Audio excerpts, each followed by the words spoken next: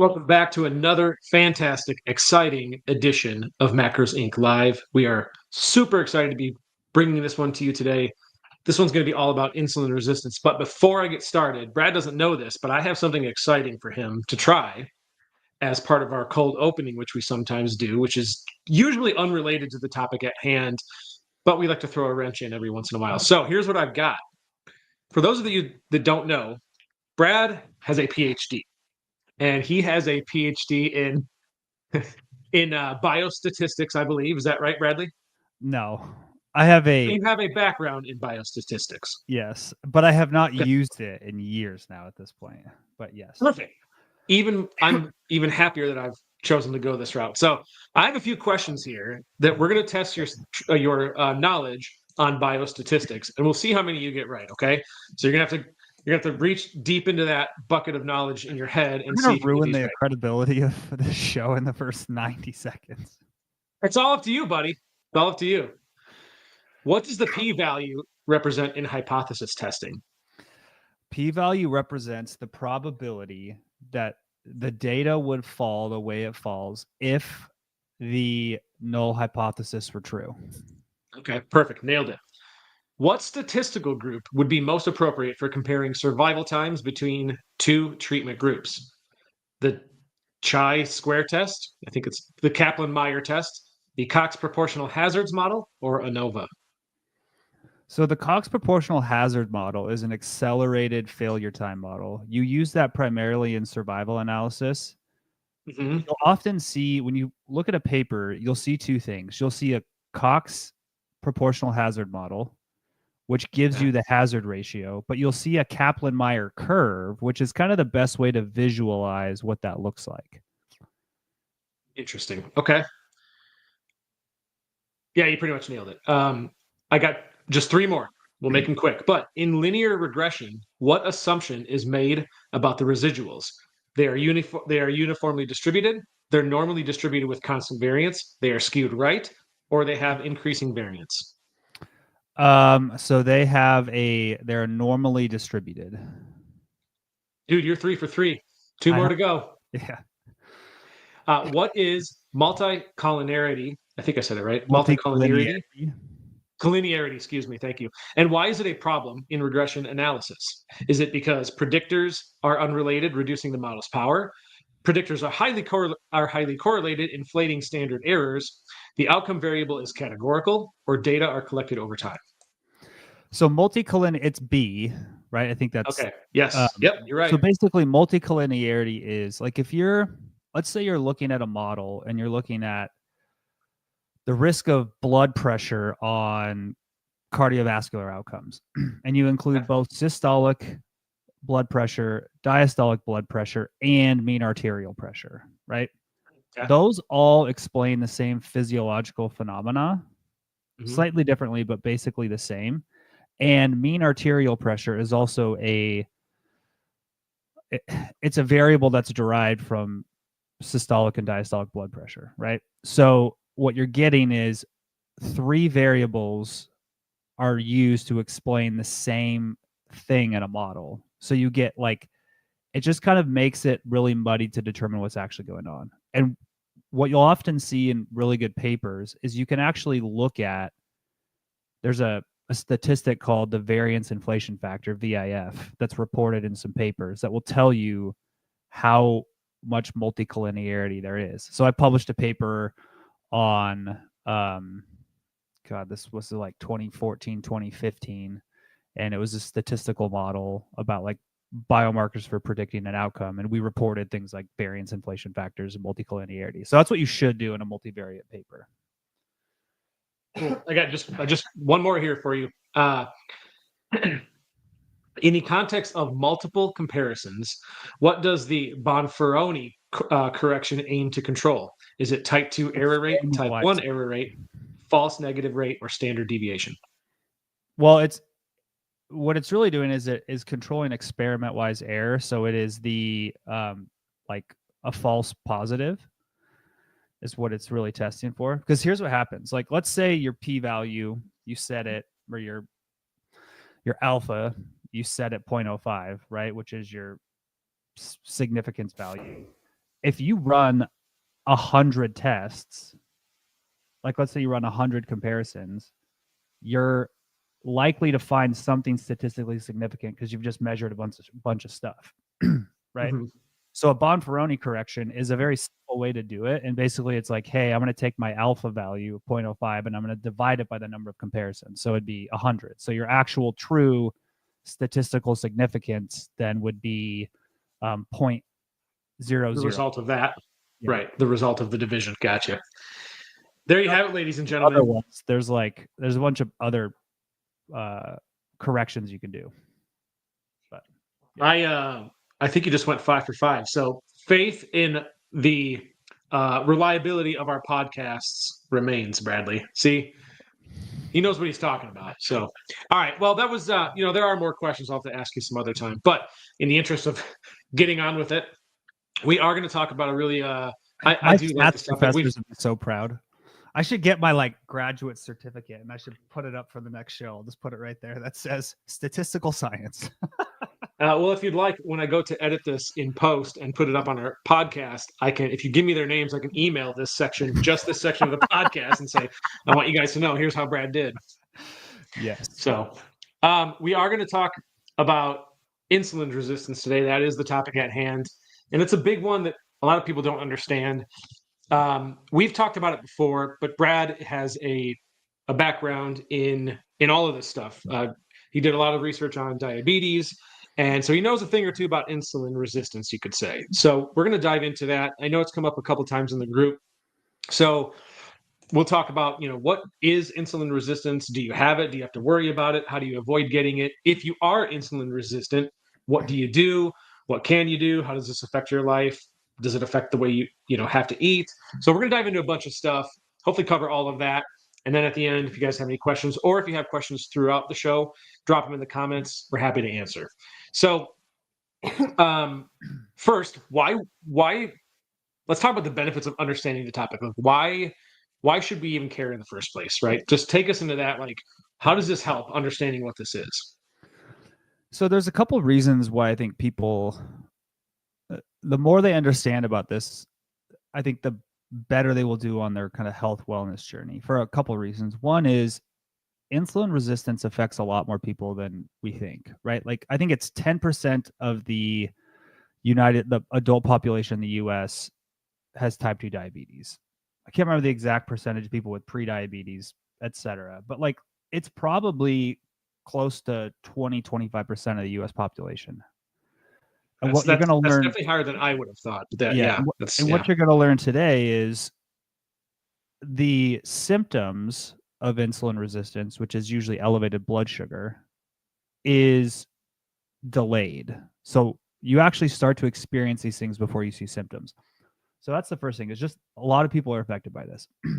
Two, it definitely has an impact on your overall metabolism health and your risk for chronic disease. And three, most people have such a big misunderstanding about it that they do the wrong things to try to address it.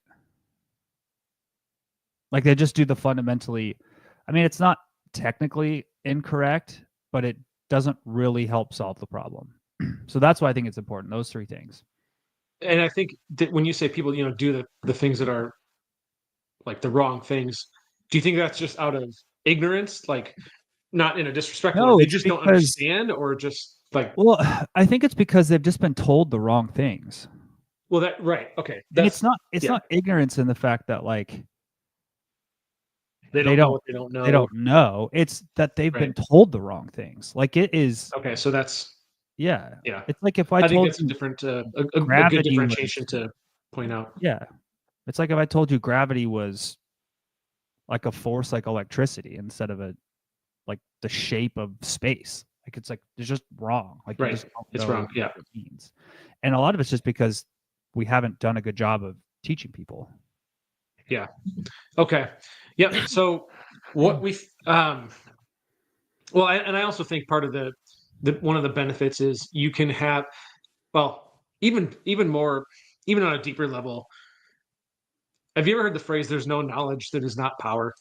I don't remember who said it, but it's basically more knowledge can never do you harm, right? So I think it's just in general, even if you're not someone who's at risk for this, I think just knowing is beneficial, because why wouldn't you want to be more educated on, different topics? So I think we're also going to dive into uh, people obviously understand that what they eat matters and has an impact on insulin resistance.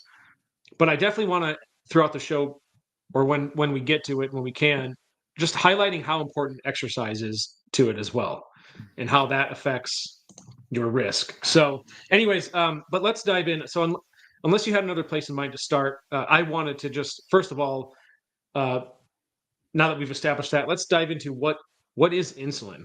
If we were talking about insulin resistance, I think we first need to tell people and clear up what is insulin. I mean, we know it's a hormone. It's produced by the pancreas. It helps shuttle the nutrients in your blood into the cells of your body so that they can be metabolized for energy. I mean, I know that's how I would describe it on a high level, but what is, like, to just take us into that, let's get into what is insulin and like its role in the body. Yeah. So insulin is a hormone that our body produces, and a lot of times it's fairly misunderstood, because we often think about it as it just pushes glucose into our cells. Yeah, like we And think it's of a it as a little negative thing. it's a little more complicated than that. So what it really does is it helps kind of coordinate our metabolism, and it also sends our body the signal of that we have just consumed food. Right? So it's a switch of being in a fed or fasted state, and it helps our body direct nutrients where they need to go.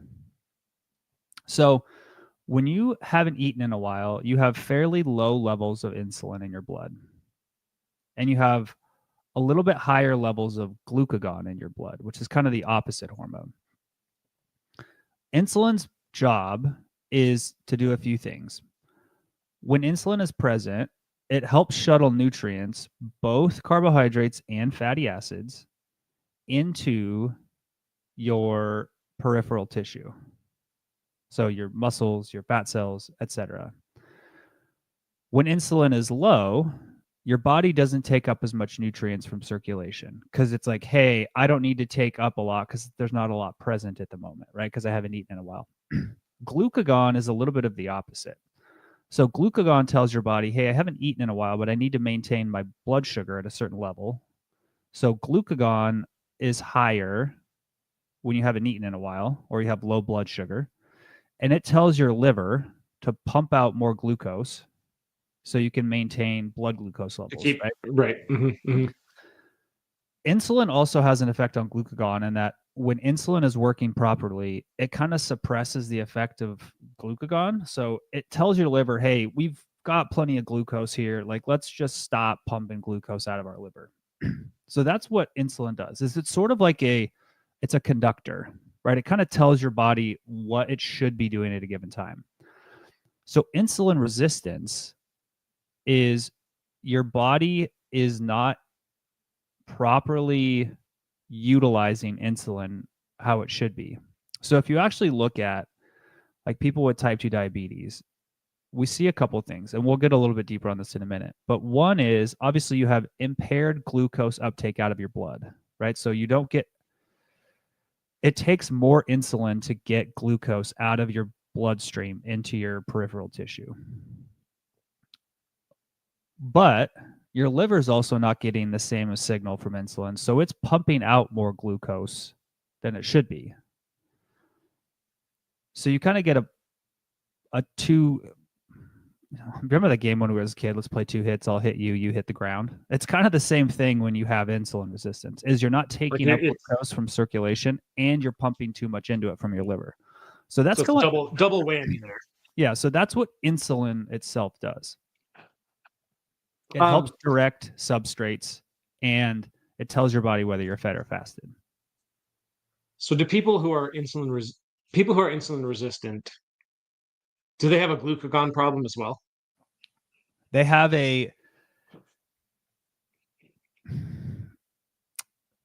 inappropriate utilization of glucagon problem. Like their body is not getting the signal from insulin to tell glucagon not to do what it's supposed to do. So if you actually look at like hepatic glucose output in people with insulin resistance, it's much higher.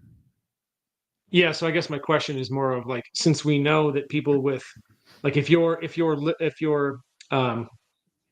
body's not secreting enough insulin, or let's just say let's say it has to put out more insulin than normal because you are insulin resistant. Does that also affect the output of glucagon from your liver?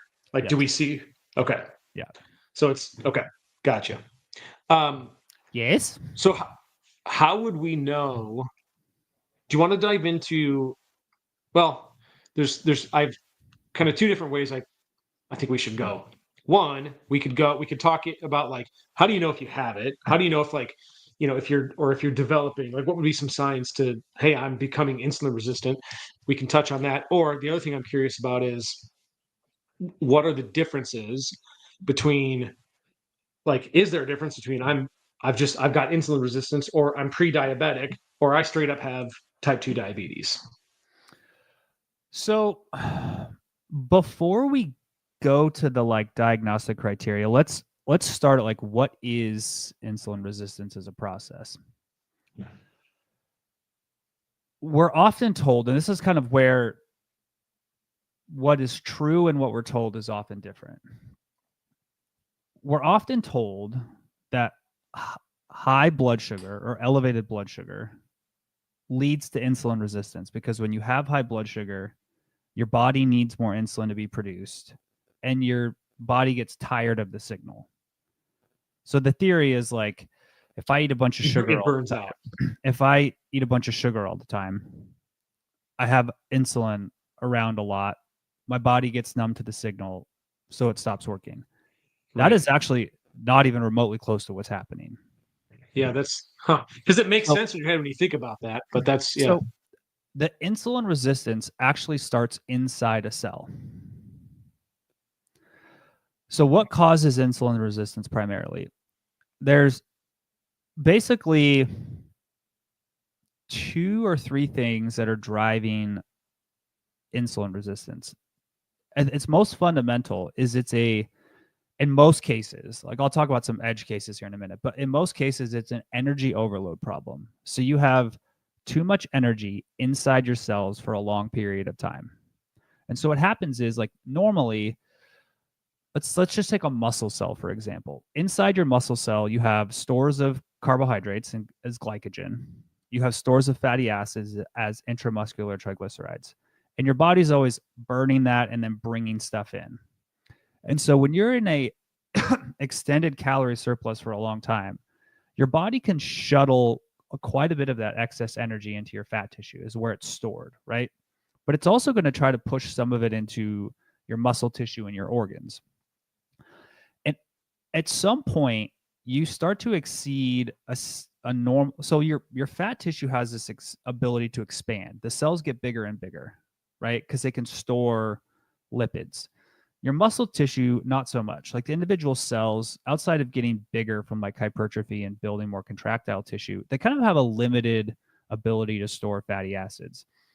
And so what happens is, as you kind of have this extended ability to store things and you exceed it, the things coming into your cells, especially the fat, starts to get stored as things that are not normally stored as fat. And that starts to cause issues in the metabolism of the cell. And so those issues actually manifest as insulin resistance. So your cells are starting to say, I mean, I'm personifying a cell, it doesn't say anything specifically. But it's starting to say, dude, I have way too much stuff. Stop sending stuff in. So this is its kind of biochemical way of saying that. So on the inside of your cell, the insulin receptor actually changes. And it's like, dude, stop sending me stuff. So then the body's like, well, I don't want this in the blood. So take it. So they just your body starts producing more insulin. And then your cells keep ratcheting up the insulin resistance because they're like, stop, stop, stop, stop, stop, stop, stop. So it actually happens from the inside. And so this excess energy results in things like oxidative stress inside your cell and inflammation in the body. And both of those things can contribute to insulin resistance. So it actually starts inside the cell. And so then your body starts manufacturing more insulin to offset this resistance to keep blood sugar levels and fatty acid levels normal, but eventually you just can't keep up. And so this is when you start to see blood sugar levels rise and you start to see other things go haywire. So if you actually look at, and I'm going to show you guys a chart here, if we follow like the actual natural history of like type 2 diabetes, which is insulin resistant when it reaches a disease state where we diagnose it, this is exactly what we see from clinical like lab data. So I'm going to show a graph here and I'll kind of explain it. No, hold on. Share screen. Okay. So this is kind of the start, normal. This bottom line is blood sugar, blood glucose. As you develop insulin resistance, so you start to gain body weight, you're in an energy overload state for extended periods of time, your beta cells, so the cells in your pancreas that produce insulin, start to work overtime. Like they start working way harder. And so they can compensate for this insulin resistance for quite a long time. And so your blood sugar stays stable despite you having levels of insulin resistance, right? Because our body's like, hey, I'm just going to produce more insulin and it's going to offset this issue. Until your body can't produce any more insulin. And then the actual production of it starts to go down. And I'll talk about this in a little bit. And so now you can't overcome the insulin resistance. So you start to see blood sugar increase. All right. So the picture I painted of it starts in the cell and your body tries to compensate. We know that from like molecular biology data. And we also see that same process manifest in clinical data. But so what's interesting is by the time blood glucose levels start to increase above normal, the process has been going on for a while and you've been insulin resistant for a while. And so it's actually true that it's not high blood sugar causes insulin resistance, it's insulin resistance causes high blood sugar. Now, this whole concept of like your body gets fatigued from producing insulin, so you're not producing enough. What actually happens is as this process of insulin resistance continues and increases, and as you're asking your body to produce more and more insulin, what's happening is the same processes that happen inside your muscle cells or your liver cells also happen in the beta cells of your pancreas. So they start to experience things like oxidative stress and lipid infiltration. And so what happens is those cells, those insulin producing cells, start dying. So this is why late stage diabetes often has impaired insulin function. Because if you do this long enough, your body's like, oh, my insulin producing cells have been dwindled down to very little. So I have a question because first of all, your kind of, the way you explained what causes it or what it is, I think is very illustrative and I think it's makes sense to everybody, especially the way you personified it. However, one of the questions that I have that I don't particularly understand is the process by which you described how people become insulin resistant and how they develop diabetes, prediabetes. And that you said, hey, most of the time it's because it's an energy overload thing, right?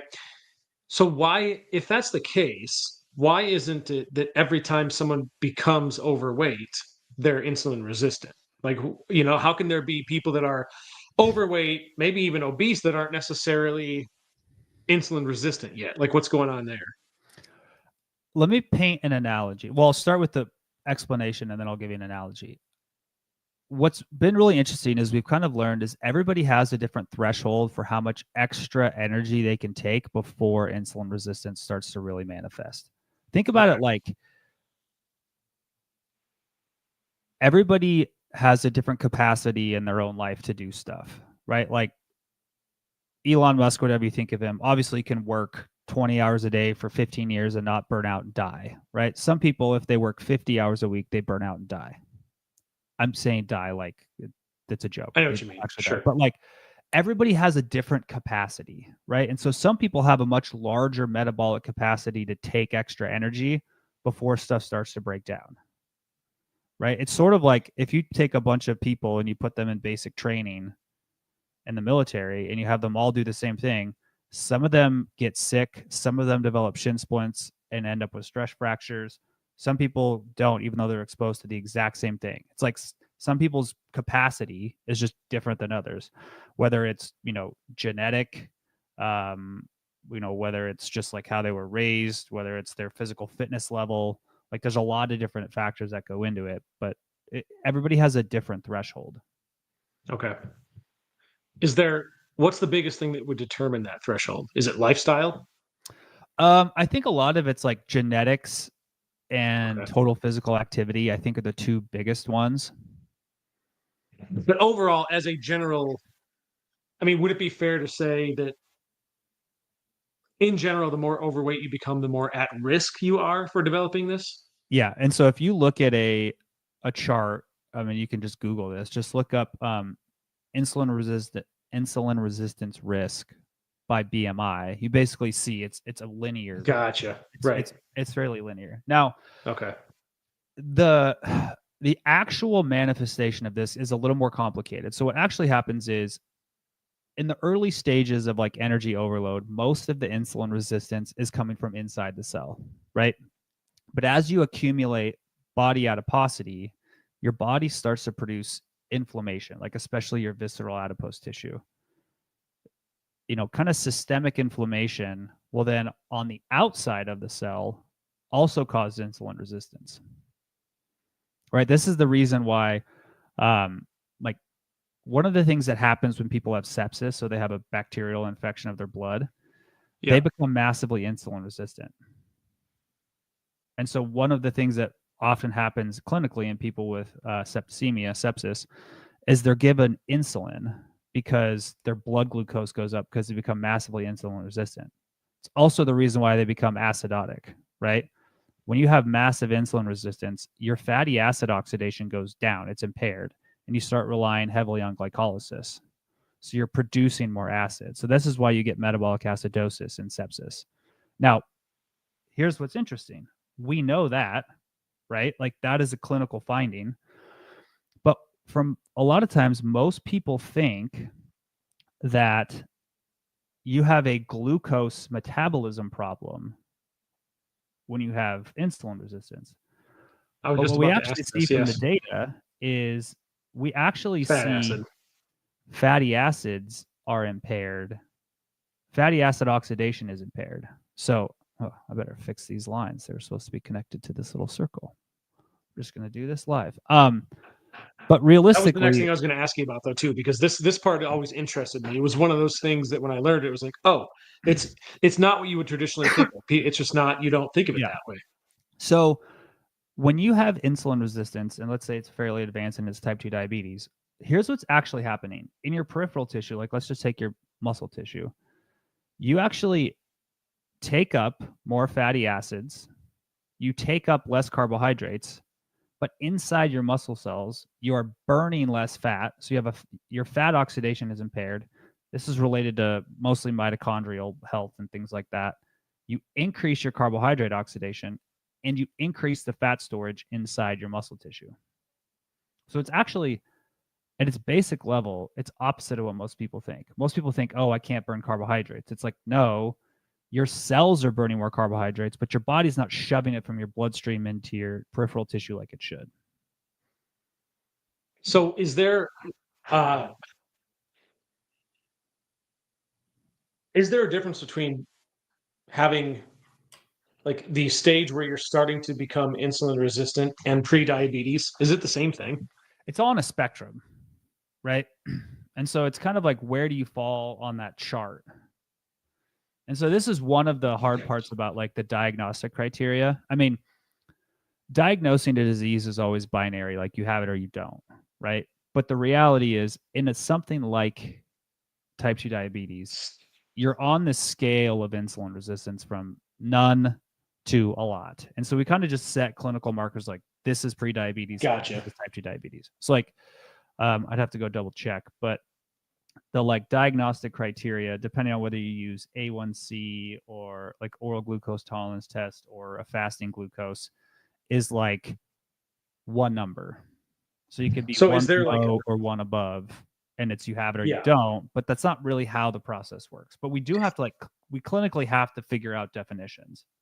So that was going to be my question is do we use a singular diagnostic tool to say yes you are diabetic or no you're not, or is it like multiple like different ways that we have to take into account and then figure it out from there? It's been so long since I've looked at like what the ICD requirements are, but generally speaking, they will use an HbA1c, which is a glycated hemoglobin, or they will use a fasting glucose. And generally, to be diagnosed, you have to have like 2 fasting glucose levels repeated X amount of days apart to confirm it. Now, if you're a really good practitioner, you would probably do an A1C and a fasting glucose, and I would look at your fasting insulin levels as well. Here's what's interesting to me. I won't take too much time on this, but I thought it was worth mentioning. When my wife was pregnant with, like, it was either my second or third child out of 500.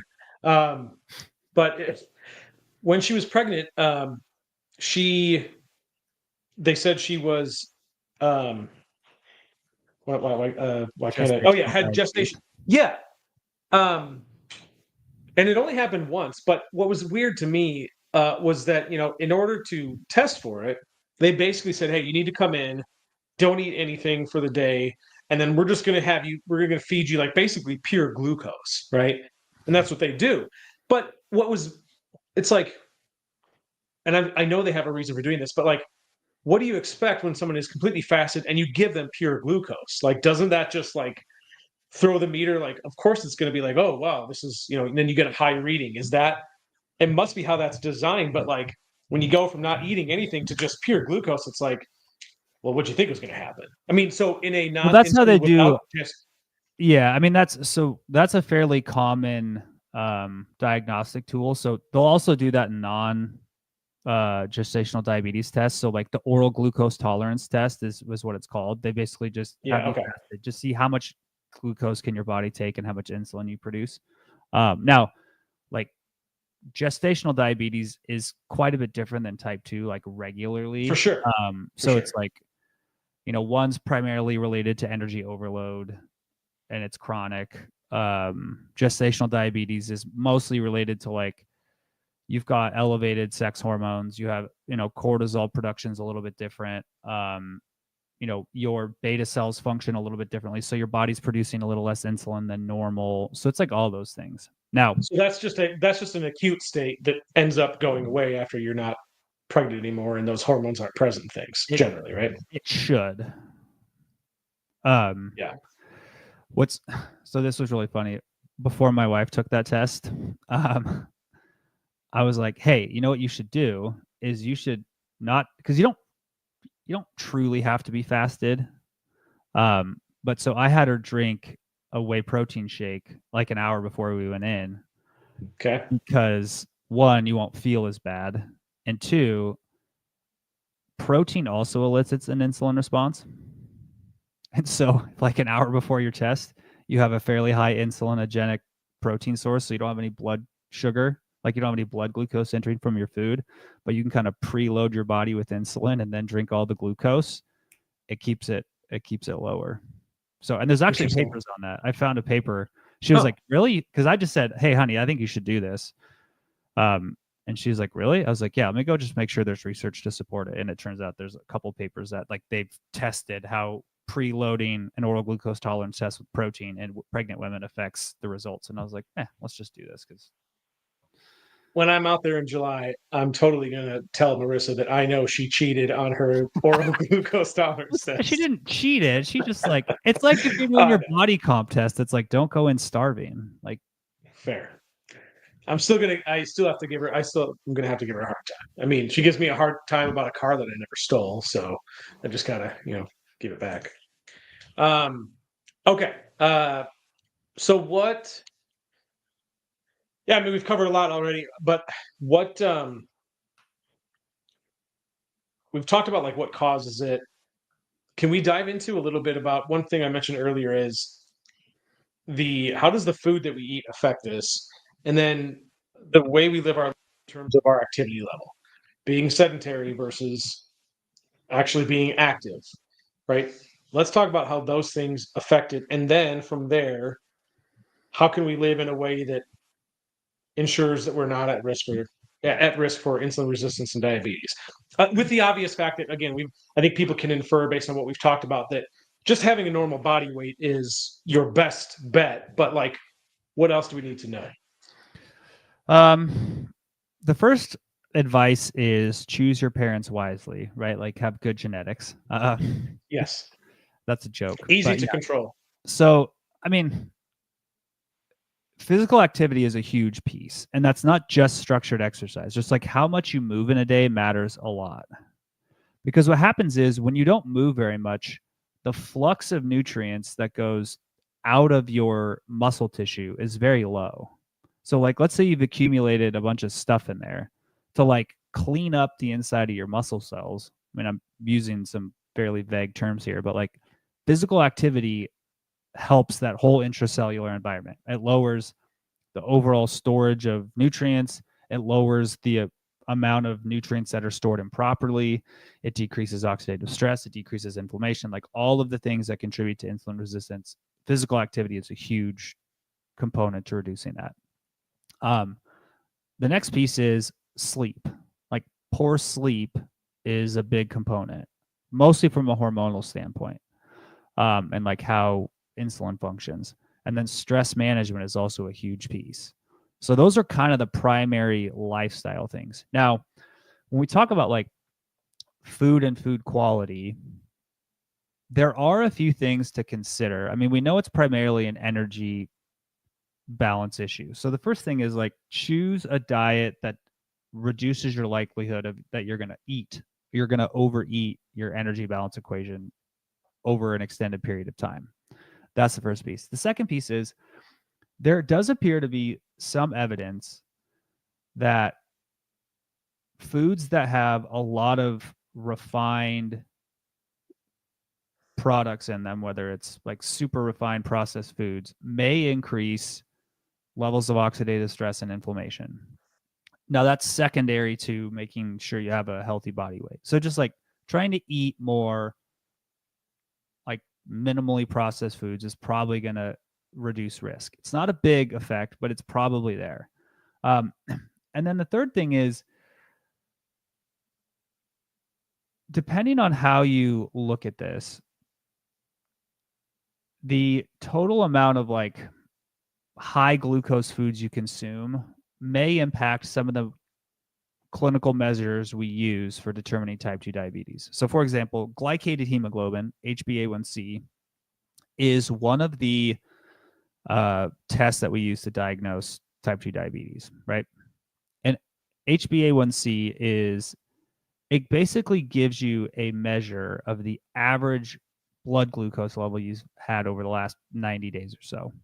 So if you're like eating a relatively high carbohydrate, high glucose diet, and you eat fairly consistently, like you eat several times a day, you may see slightly higher HbA1c levels just because you had a little bit more glucose present in your blood more frequently. But that doesn't necessarily correlate with the insulin resistance. So you would probably want to get that like confirmed with a fasting glucose and an insulin test. So it's like there are things about your diet that can affect a clinical test that aren't necessarily reflective of underlying pathophysiology, right? So those are the big things that you can do. Now, there is a really interesting phenomenon that's related but not quite related, is when you go through menopause, your A1C level is going to go up regardless of changes in insulin signaling, because the half-life of, or the average life of a red blood cell in a woman pre-menopause and post-menopause is different. It's much longer post-menopause. Yeah. So it's been around longer to accumulate glycation or sugar basically attaching to the red blood sugar. So a lot of times we see women, they'll be like, hey, I'm still as healthy as I was, but my A1C went up by 0.2, 0.3. It's like, well, that's because this happened, right? It's the same reason why a lot of times you'll see if people go from not exercising to like engaging in heavy endurance exercise, their A1C may drop because they have shorter red blood cell life, because the endurance exercise can cause red blood cell turnover. Like they get damaged, your body produces more, like because you have increased erythropoietin production. So it's like it's a clinical measure that can change based on things not related to insulin resistance. What's the healthy threshold for A1C? 7 and lower? Oh, it's much lower than that now. Oh, is it? Okay. Yeah, let me pull up the diagnostic criteria. 4? Oh, it is. So the low end of normal is 4. I think like 6 high end 7? is considered the high end of good. I'd have Okay. to go look. I haven't looked at the It probably exact changed over the number. decades and Yeah. okay. So you touched on something I wanted to talk about because most of the people that are in our group, most of our clients, probably most of the people that are watching and listening to this podcast are women. So obviously, menopause is, and especially because a lot of the people that I just mentioned are kind of in that age range, anywhere from 35 to in their 50s and 60s and beyond. But I mean, there's a lot of women that are kind of in that range where they're either premenopause or they're like, hey, I'm in menopause now, and like here's what's happening. So this is definitely a real thing on their minds. And so I wanted to dive into that. Like how does the and you don't I mean you don't have to get too technical, but should women be more concerned about how concerned should women be about insulin resistance, about developing diabetes when they are in menopause? Like, do they need to live drastically different? I mean, how different should they be? No, I mean, I think it's the recommendations I would give somebody pre and post are the same. Okay.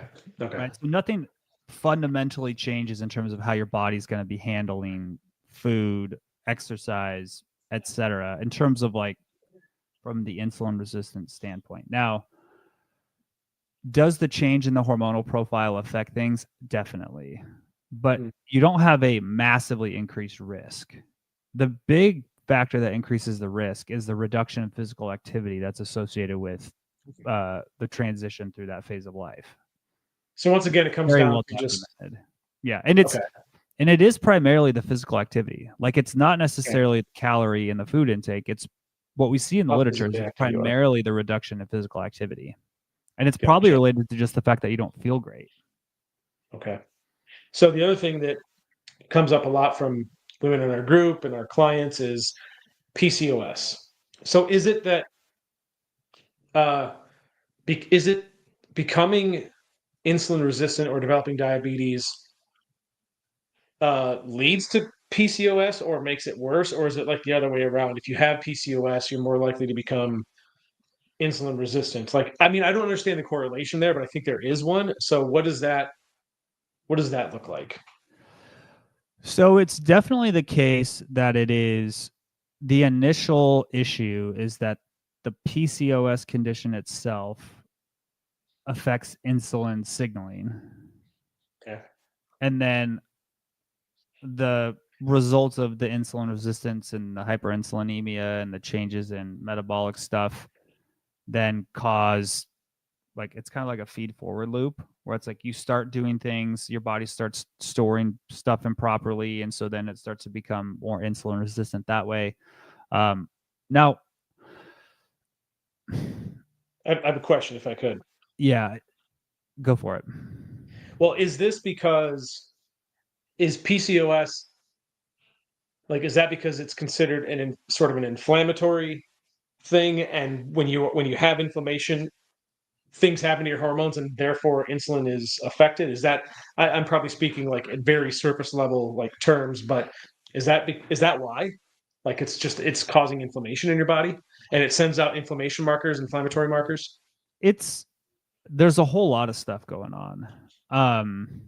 Like it's hormonal, it's due to the inflammation, it's due to the changes in the metabolic environment. And what's interesting is it's been a while since I've read this literature, so we may have some updates. Is there appears to be like different phenotypes. So like 10 women can be diagnosed with PCOS, and they're all going to have slightly different phenotypes of like some respond really well to X interventions, some respond really well to Y interventions, some have like certain hormone dominant PCOS versus others. And so I think it's like a relatively, like there's a lot of variance within that diagnosis. Gotcha. And I am not a PCOS expert. Let's dive in. This is another part I really wanted to dive into because I think it's huge. We've talked about heart disease before. But how does this, what's the correlation there? Or is it, again, is it just because, is the correlation we're overweight and we know that becoming overweight has impacts on your heart, so you're more likely to develop heart disease? Because I'm guessing that, I mean, we've done, like I said, we've done a lot of these episodes where you kind of just start to piece things together, right? And I think at the end of the day, what it really comes down to is the more sedentary you are, the more body weight you gain, the more at risk for just diseases overall that you accumulate, right? So you become more at risk for insulin resistance, you become more at risk for heart disease. So these things just kind of go together, right? So there's that, and I also know that, so there's, I guess there's impact on your brain too, your brain function. There can be cognitive decline. So like there's just this whole, like, being overweight and sedentary just in general doesn't seem to be too healthy for us, right? So it seems like when you become insulin resistant or you become diabetic, it seems to me like you're at risk for other diseases as well. Again, heart disease being one of them. So do we often see people who are diabetic also having heart issues? Like, hey, it looks like you have heart disease too, whether that's atherosclerosis or whatever. Do they often go hand in hand? So let's just focus on the heart. Mostly because I've spent more time on that than the brain. In fact, I've spent almost enough time on the brain. So it is true that with increased BMI, you get increased risk of heart disease for things completely unrelated to insulin resistance / type 2 diabetes. You get blood pressure, right? Increased blood pressure can cause things with the heart. You get ectopic fat deposits, so you get like fat being deposited in certain parts of your heart, which affects electrical conductivity and metabolism, etc. There's also something very interesting that occurs in the heart when you have insulin resistance. So it's been so long since I've thought about this that I'm going to screw it up. So your heart metabolizes things slightly differently than the rest of your body. And I gotta look this up real quick, so I don't screw this up. That's okay. Here, I'll do this.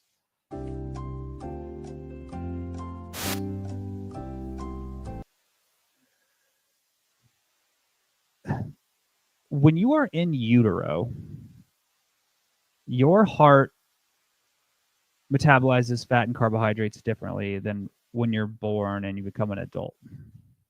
You have this set of genes, and part of that is related to, with this different metabolism, the like structure of your heart and it being built and laying down muscle tissue occurs in utero, right? When you become insulin resistant, one of the things that happens is the heart is you actually get a reactivation of those genes from being in utero, and it's called the fetal gene program. And so what that does is it also kicks off the signaling related to that. So your heart actually starts to turn on like the heart muscle building genes. And so you actually start to lay down more muscle tissue. So diabetic cardiomyopathy is a disease where you have changes in like heart metabolism. So the ratio of carbohydrates to fat burned at rest is different. And you actually then start to also lay down more cardiac muscle tissue. Now you think like, oh, more muscle tissue in your heart's good. No, it actually turns out what happens is as you build thicker and thicker heart walls, you get less space in your heart for the blood to come in. So you get less blood volume with each heart. And then your heart isn't able to expand as much and contract as much. So you basically, it's basically like, you know, have you ever like gone to the gym and had a big pump and like you can barely reach the seatbelts in your car? Your heart kind of experiences that, right? It can't contract as much. And so you get diabetic cardiomyopathy. So in addition to the blood pressure issues from having obesity, you actually get a change in metabolism and the architecture of your heart. And so the lab I did my postdoc in, that's what we focused on. What was your favorite part about the lab work that you used to do? Like, was there a particular aspect that you really enjoyed the most when you were doing all this stuff? Man, so much of it was pretty cool. I think one of my favorite parts was like we got to like genetically engineer mice, which was pretty cool, and then we got to do mouse surgery, which was pretty cool. So that was pretty fun. Nice. But I think like the wildest thing is like you can spend a year and a half doing all this crazy stuff. Like you genetically engineer a mouse, you give it some sort of intervention, you take the tissue, you like run it through all these chemical processes, you run it through all this molecular biology stuff, and then you basically just get numbers on a spreadsheet that are like data in a graph in a paper. And you're just like, the whole process is so bizarre. You're like, all of this stuff is, this number says 6 and this number says 10 means all of these things that happened. Like I remember when I wrote a paper and I was like doing the graphs and I was like, this graph is 10 years or 10 months of my life. And you're just like, that's so depressing, but also kind of crazy at the same time. How do you this? Man, I don't know how complicated this answer is going to be, but like, how do you genetically engineer or alter a mouse's, DNA? Is it just I got to draw some blood and then I got to do some other stuff and then inject the blood back? Like, what does just high level?